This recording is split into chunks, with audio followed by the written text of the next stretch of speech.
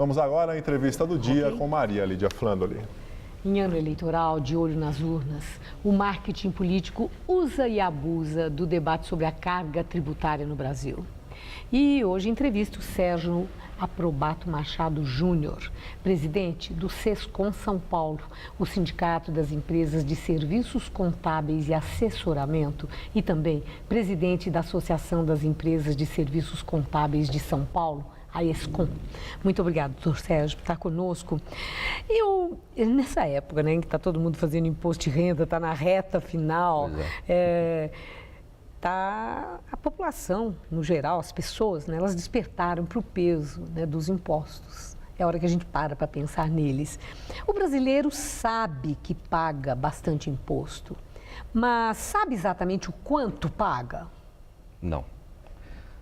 É uma pena, mas de fato não sabe quanto paga, porque essa noção, infelizmente, Maria Lídia, são poucas as pessoas que têm a condição de saber essa questão. Muita gente não paga um imposto de renda, faz aquele formulário porque não tem a obrigação de fazê-lo.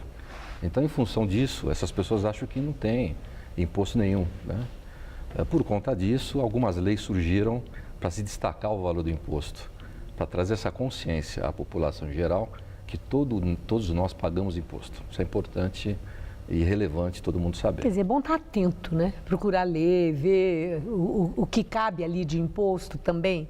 Sem dúvida, até para poder cobrar isso, o retorno desses impostos, né, em serviços públicos. É importante a população em geral ter essa noção para poder fazer essa cobrança. No Brasil, a carga tributária é muito elevada, como se apregoa? Sem dúvida nenhuma. Esse ano, inclusive, aumentou 0,5 pontos do PIB. Fomos a 36,42% do PIB. Isso é muito? É muito, é absurdamente alto. E da América Latina é a segunda maior carga aqui brasileira, né? E como é que se define que a carga tributária é muito elevada? Porque eu vi que realmente o Brasil está à frente de muitos países, entretanto há outros que estão muito à frente do Brasil também. Na Escandinávia eu vi que é bem mais alto, 40%, 50%.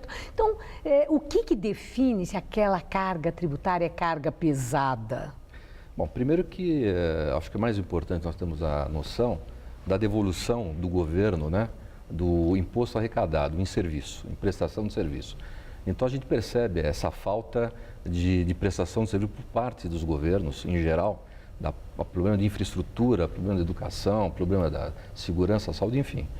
Isso já, de certa forma, já mostra que a carga, apesar de ser alta, não tem uma devolução efetiva, né? Quer dizer que a contrapartida é que é uma referência para nós sabermos se a carga é excessiva ou não? Se o governo corresponde, a saúde funciona, a educação funciona, todo mundo tem moradia, aí se o imposto é alto, não tem tanta importância assim, não é tão alto, é isso? É a contrapartida que mostra? Essa contrapartida é muito importante porque os países mais desenvolvidos que têm uma carga realmente mais elevada, a Holanda tem 40%, por exemplo, da carga do PIB, mas ela tem essa contrapartida, né? Então a população não sente isso efetivamente porque ela tem escola de qualidade pública, hospitais públicos com excelência em serviço, enfim, essas coisas que faltam no país. Tudo, né? Que nós não temos, né? De fato. Lamentavelmente.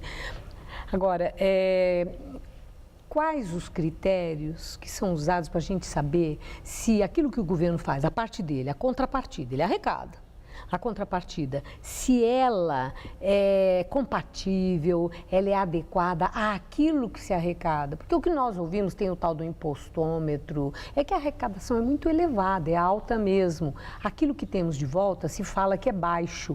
Mas como é que mede? É baixo como? É baixo segundo que critério?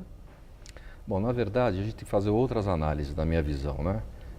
O que acontece hoje é que o governo está aparelhando de tal forma hoje a sua fiscalização, repassando ao privado a autofiscalização através desses controles eletrônicos, né? E isso é uma coisa que realmente preocupa porque o grau de sofisticação dessas informações é muito grande e o erro, de fato, vem acontecendo, né? Na apresentação dessas obrigações acessórias, né? E com multas elevadíssimas. Então, o que nós temos que tomar muito cuidado... Erro do sistema? Erro, não, digo erro na verdade, os sistemas de gestão das empresas não estão preparados ainda efetivamente para poder oferecer a informação exigida pelo governo, né? Por conta da própria burocracia tributária que existe hoje no país. É um calvário mesmo essa burocracia tributária, desde a hora que você vai descobrir quanto que tem que pagar até conseguir pagar? É porque, na verdade, o que acontece? O problema é o volume de legislações e a gente sempre brinca que a legislação brasileira, principalmente a tributária, a trabalhista, ela tem vida, porque todo dia tem uma novidade, né? É um ato COTEP, é uma medida provisória, é um projeto de lei novo que está saindo, uma instituição normativa. Então, essas coisas realmente todo dia modificam a vida do empresário. Então, perceba que ele tem que estar muito atento às mudanças para poder alterar os seus sistemas de gestão, para poder não errar na informação. Isso é muito complicado, muito difícil. Fala-se muito na necessidade da simplificação, até da unificação do imposto único. Num país tão diverso, com tanta diversidade como o nosso, cabe uma unificação do imposto? Eu não diria um único imposto, mas alguns poucos impostos de uma forma simplificada, né? Mas tem que ter uma conscientização nacional, porque é a única forma que nós enxergamos de a gente progredir. É que realmente, principalmente os nossos dirigentes, tenham essa consciência de que se não houver uma simplificação tributária especial, nós não vamos conseguir atingir os objetivos de crescimento e de vinda de investidores estrangeiros que querem vir para o Brasil, né? Porque nós, infelizmente, a burocracia do jeito que está afugentando esse investidor que quer estar com o pé fincado aqui no Brasil. Olha, nós falamos da burocracia, nós falamos aí da adequação, de contrapartida, da carga, tudo isso. Mas tem uma questão que é aquela que não sai da cabeça e que é sempre objeto de muito debate, principalmente político. A carga tributária no Brasil é justa? Olha, eu diria que seria justa se nós tivéssemos a contrapartida.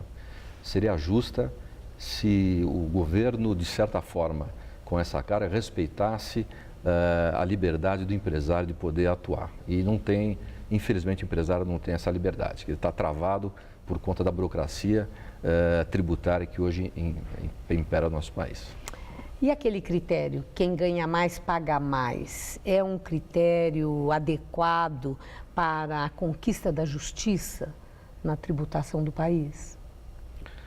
Não vejo dessa forma, porque em algumas situações quem ganha mais às vezes não paga mais, né?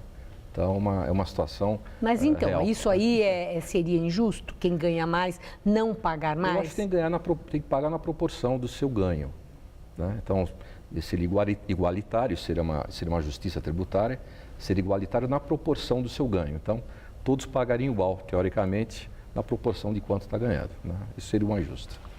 A última questão é sobre a campanha eleitoral. Qual é o grande desafio do ponto de vista da carga tributária do país, dessas questões que foram chamadas a atenção agora? Os candidatos estão aí. Manda um subsídio para eles. Eu acho que o grande problema que nós temos hoje justamente é essa guerra fiscal que, infelizmente, nós não estamos enxergando uma luz no fim do túnel, né? Então, o governante, quem vai assumir esse governo, que tenha que ter essa preocupação de melhorar os seus processos e simplificar a questão tributária. Senão o país não vai para frente e, infelizmente, nós não vamos ter condição de estar no lugar que o Brasil merece, né? Agradeço muito sua entrevista. Uma boa noite. Uma boa noite, Maria Lídia. Boa noite a todos. Com você, Juliana.